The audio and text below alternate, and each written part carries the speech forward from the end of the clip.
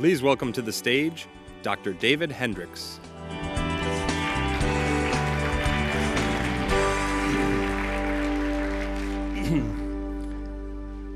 Tashi delay. That's how you say hello in Tibetan. Today I'm really happy to be here to share thoughts that have been on my mind every day since 1989.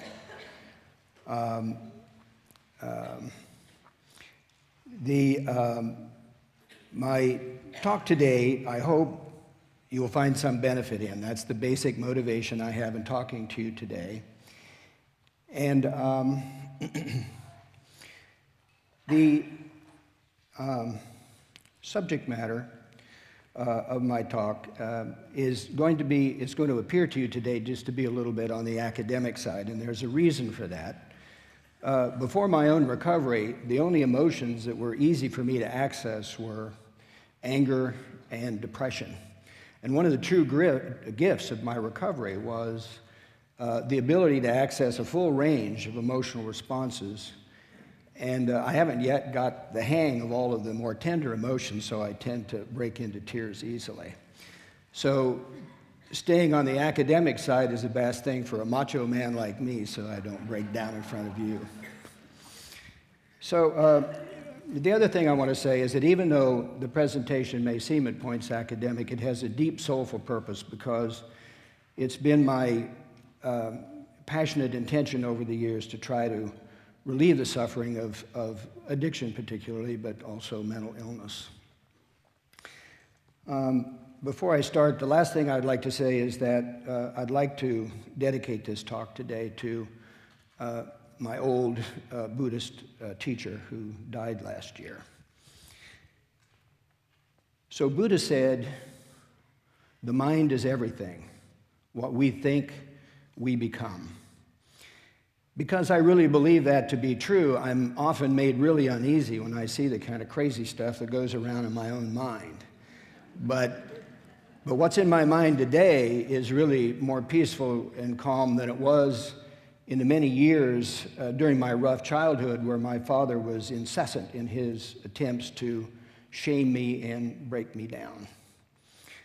And it's certainly clearer and better than it was during the uncontrollable anger of my 20 years as an alcoholic. I figure that if Picasso can have a blue phase, that I'm entitled to an alcoholic phase, which I'm glad is over. But I really, at the end of that career, I really didn't believe that I would ever be able to have a normal life. But I joined AA anyway, and within 1 year of that, I met my Buddhist teacher, and I began to meditate. And I began to practice the Buddhist philosophy of mind, which was the most profoundly useful psychological system I'd ever encountered. And then 3 years later, the unexpected miracle of a top-to-bottom revolution in my entire life occurred, something we call sobriety in recovery. This has been a pivotal event in my life, and at the time that occurred, it's become my fundamental motivation in life to try to help other people who suffer as I did to also achieve the same kind of redemption that I was lucky enough to achieve. So,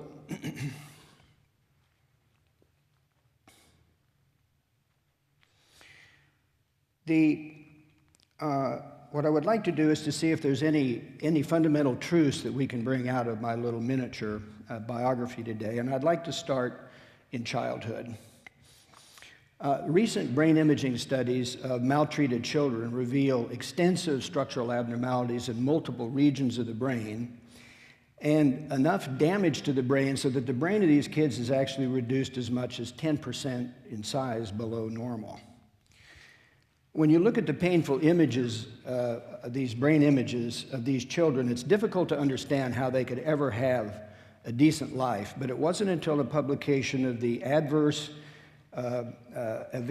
Childhood Events Study, the ACE study, a few years ago, that what these kids were going to face in adulthood became clear. Now, the ACE study was a groundbreaking clinical epidemiologic study that did two things for the first time in the history of clinical research, and that is that it looked for, I'm going to put all of this up so you have a chance to see it. For the first time in clinical research of this type, it looked for all of the types of adversity that kids could go through at one time. It's hard for me to believe it wasn't done before this. It was always fragmented. But in this study, all forms of adversity that children could suffer were looked at, and they were 8 in number. And they include physical, emotional, and sexual abuse, witnessing the mother being abused, divorce or separation, and being raised by a parent that was criminal, mentally ill, or drug addicted. The second thing that was done, the study was done in a very large, well-designed population of study subjects on whom med and psych records existed, so that the results of the study accurately represent the experience of the entire U.S. adult population. 64% said that they had experienced at least one form of these 8 forms of adversity. I've done my math about Millikan Auditorium, and I'm sorry to tell you, but said it's probably already occurred to some of you looking at the screen, that 230 of you also likely experienced one form of adversity growing up, and the 140 of you experienced 2 types of adversity, 2 of the 8. That's 40% of the U.S. population. And 13% experienced 4 or more, like me or like 45 of you. So the first thing that we know from the A study is that adversity is very common and that most of us in this room share it. What do you think the A study would predict the likelihood that these suffering children would use drugs in adulthood? This is a graph that depicts on its vertical axis the likelihood of injecting drugs as an adult plotted against childhood experience on the horizontal axis. The way this works is that for those that report no adversity, the likelihood of injecting drugs is very low. But among those who have only one species of adversity during childhood, the risk triples. And for those that have 2, any of the 8, or 3, or 4 or more. 80% of all addicted adults in the United States today come from this population of people that were abused as children. What would you guess about the likelihood of mental illness in their future? This is a bar graph that depicts the likelihood of committing suicide, surely the ultimate marker of emotional suffering, in adulthood plotted against childhood experience. And again, the 0 represents an A score of 0, that among those who had no reports of childhood adversity, the risk of committing suicide as an adult was very low, vanishingly small. For those that had one type of adversity in their childhood experience, 2 types, 3 of the 8, 4, 5, 6, and 7 or more. In the article where these results were first published, the authors said that the linkage between being abused as a kid and killing yourself as an adult was so strong as to be unprecedented in the history of epidemiologic studies. And they further concluded that the vast majority of suicides in the United States every year are attributable to only one thing, and that is that they were their abuse as children. So the 20th century closed on an extremely dark note. What we knew at that time is that adversity altered the structure of the brain of these kids, and that these structure alterations set the stage for emotional states that accounted for the majority of the suffering in the United States due to drug addiction and mental illness. But science made this picture even blacker when it said that once these suffering kids reached young adulthood, there wasn't anything anybody could do to help them, because by that time the brain had lost the capacity to ever change, essentially entombing them in this suffering. This is what I was taught in medical school. And I absolutely refused to believe it. And it turns out that I was right not to believe it, because at the dawn of the 21st century, enough light shone in on this problem to reveal that the brain had had a science of its own all the time and had the capacity for radical change, and that it could do it even in adulthood. So what I'd like to talk to you about now is two major mechanisms that the brain has in order to restructure itself and to create different and new functional potentialities.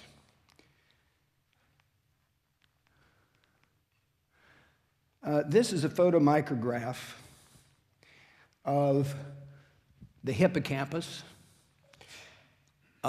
which is one of the most remarkable areas of the brain. Over the years of study, it's become my second favorite bodily organ.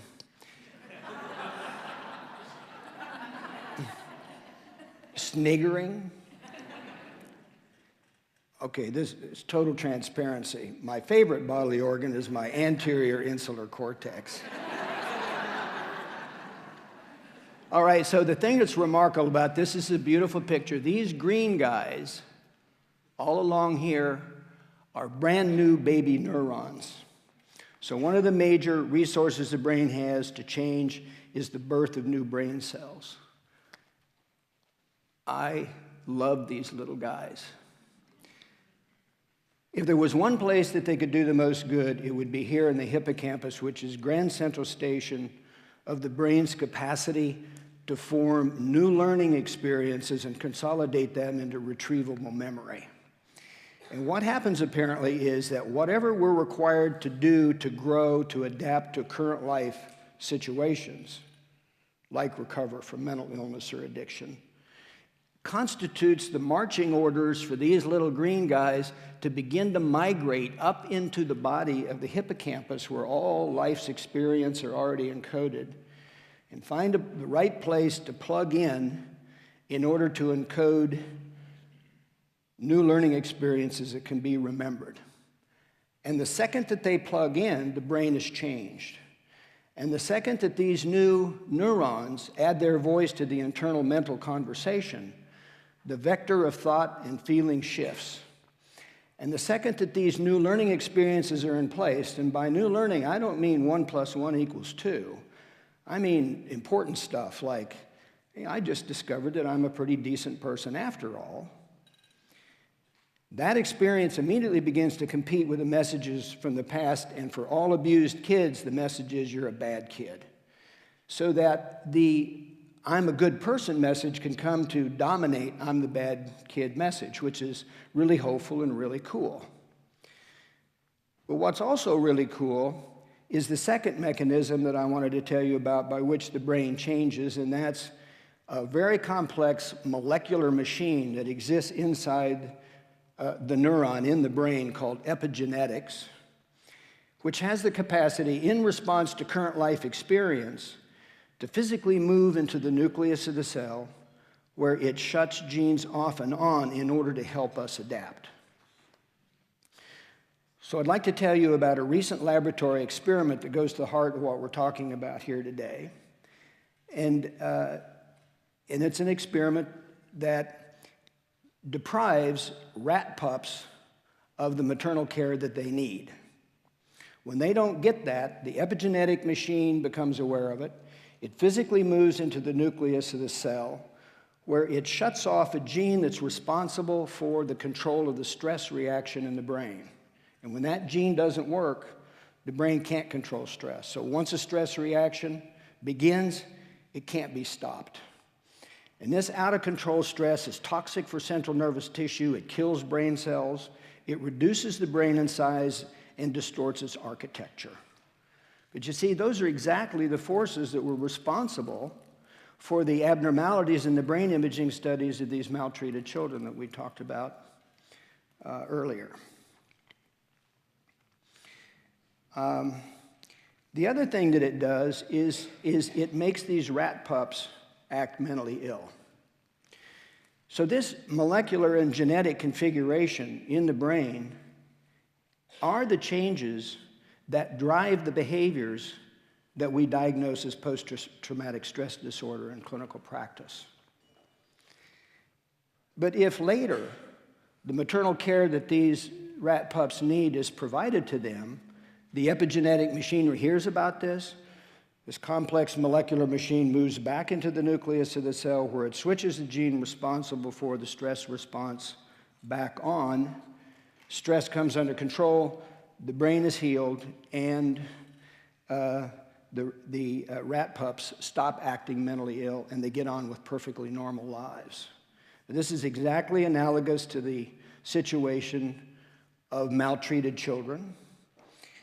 And we learn from this that if we want to give to our patients in recovery the same epigenetic gift of healing that these rat pups enjoyed in this experiment, that we better be really careful about how we go about the process of reparenting our patients in treatment. So in our treatment program, my wife and I try to provide as much as we can every one of our patients with 2 new parents, she and I.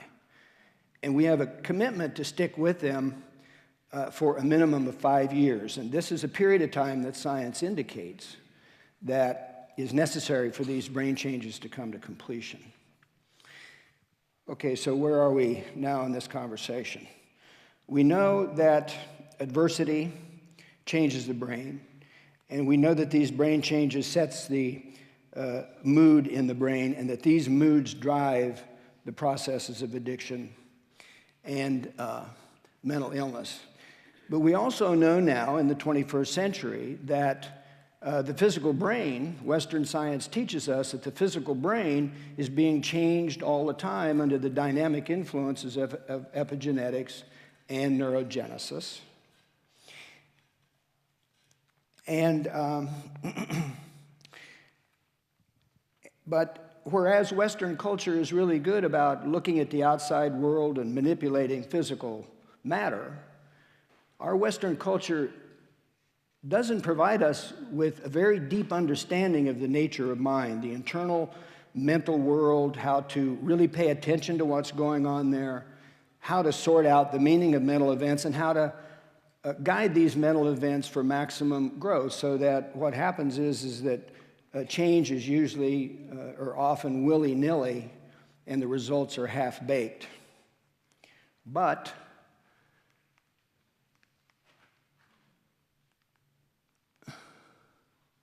20 centuries ago, Buddhist philosophy of mind had a very detailed and profoundly intelligent understanding of the nature of mind. It had techniques so that we could really pay attention to what was going on there. It had the ability to sort out mental events, understand their operational nature, and how to use them for maximal human growth and spiritual development. So now I'm supposed to say what now? So I'm going to say what now? So my wife and my professional partner are both Buddhists. We've been mental health and addiction treatment professionals for decades, and so she and I decided many years ago that we were going to take a really close look at the Buddhist philosophy of mind and see whether or not we couldn't integrate it into our treatment program so we could do a better job helping the people that came to us with these disorders. So after many years of preparation, we left the United States a few years ago, and we traveled to the seat of the Tibetan people in exile in North India. And over about a 2-year period of time, she and I selected a specific Tibetan text, which was a text on human psychology from a Buddhist perspective. And in working separately, we each then translated that text over about a 7 or 8 month period of time. And this is a text that in Tibetan is Semdong Semchung. It means the mind and that which arises from mind. Or more loosely translated, the mind and its functions, or mind and mental functions. And after we translated it, then we had the good fortune to be able to study this translated material with Buddhist scholars who were respected for their mastery of this subject matter. So when we finished, we came back to the United States and set up a treatment program in Traverse City. But before I tell you about that, I would like to share with you one more piece of evidence that's necessary to have before we're able to take all the pieces of the puzzle that I've talked to you about today and put it together into an improved treatment methodology for these disorders. And this has to do with recent brain imaging evidence demonstrating that meditation has a profound positive impact on multiple regions of the central nervous system, including those areas of the brain damaged by childhood adversity, so that only after 4 hours of a sitting meditation practice, 4 hours of sitting and meditation, divided up over days or whatever, brain imaging technology shows a marked enhancement of the activation and the operational strength of those brain regions that are responsible for focused attention, what's called mindfulness in the lay press. And then after only 11 hours of sitting meditation practice, brain imaging proves that the actual density of living tissue in these brain regions has been increased. So they've been muscled up and bulked up so that their functional capacity has changed so that you can really pay attention to whatever you choose to focus your attention on.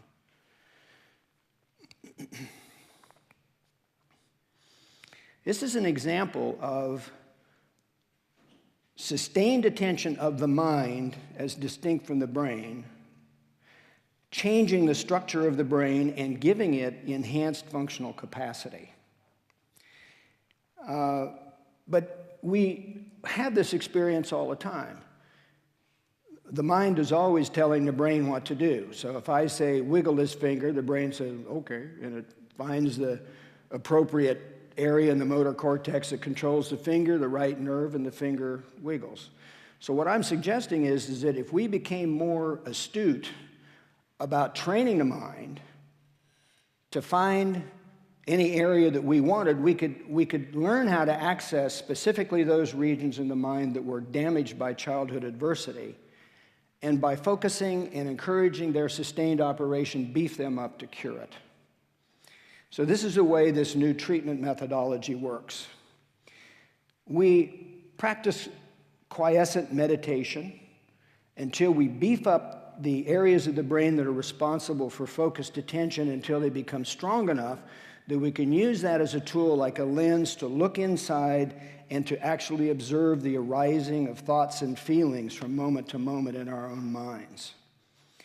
By enumerating a relatively short list of mental functions that mind is capable of performing, Buddhist psychology helps us here because as they arise, we can properly identify them and give them names. And what this does is facilitate bringing meaningful order to a realm of our inner mental experience that's often very confusing for us. The second thing that Buddhist psychology does to help us here is that it actually assigns a moral weight or value to these mental functions, so that now we've got them sorted out and we've got them named and we know what's going on. We learn that they are bifurcatable into two mutually distinctive areas of functionality: harmful and beneficial. And we observe that when the harmful mental functions operate, it reduces our mental health and our happiness. But when the mental functions that belong to a beneficial domain of mind are operational, our mental health is increased along with our happiness. The third thing that Buddhist psychology does to help here is to give us efficient and useful techniques by which we can begin to modulate internal mental activity. We've sorted things out. We now see that they exist in the two categories of harmful and helpful, but now we can actually take a hand and we can develop the mental discipline that's required in order to recognize the incipient operation of negative mental functions and reduce their power over us, and to recognize the benefits of positive mental functionality and encourage and strengthen them. So, for example, if I am a person who has some training in these matters, and I'm going through my day, and I suddenly become aware that this person that I'm dealing with is really pissing me off, I see the arising of anger from the domain of negative mental functions, and I take a step back because I know I'm in danger. I don't want to be hurt. I don't want that person to be hurt, and I certainly don't want to have to suffer the suffering mental consequences that will necessarily arise if I allow that motivation to motivate my behavior. So then I'm able to, if I have some training and control, I can switch my motivation and intentionality to the positive domain so only they can operate to motivate my behavior. When we have the subjective experience of positive emotionality, it is important to realize that that experience that we have is the end product of the result of a number of distributed different brain regions that are cooperating together in a tightly wired neural network to produce that sensation. So that means just like the mind controls the brain, I can use the mind and learn how to command the brain to go into those neural circuits and navigate specifically to the brain regions that were damaged by childhood adversity. Little kids who've been abused don't have any trouble feeling negative affect, but they do have trouble feeling positive affect, which means that it was precisely the domains of the brain responsible for positive affect that were injured by childhood adversity. So by using these techniques of Buddhist psychology, what I'm really doing is navigating to them. By mindful attention, I am sustaining their operation, and we know that sustained operation beefs them up and make them stronger and stronger until such time as they begin for the first time to function normally. The first moment of normal functionality of these circuits is experienced subjectively as the acquisition of sobriety in recovery. When I achieved sobriety in my own recovery efforts, it was a feeling like my soul was rising like a wreck from the bottom of the ocean to stand up for the first time, and what came with it was a sense of enduring peace and the certainty I would never drink again. There wasn't any need to drink anymore because everything was working okay. So what's really happening here is that we're using a powerfully focused mind that we get from a meditational practice within an overarching construct and guidance of a Buddhist psychological system of mind, of understanding the mind. And what we're really doing is, for the first time, we have the ability to take conscious control of the brain's physical resources, dynamic resources for change, which is epigenetics and neurogenesis, and we direct them to heal the wounds of the past and to restore to us the right to be who we choose to be for the first time. Any of us can do this at any time. It doesn't matter where we stand on the continuum of human development. So you don't need to worry about the brain's capacity to change. All you have to do is to be really serious about training the mind, and it'll happen automatically. Buddha said, mind is everything. What you think, you become. Thank you very much.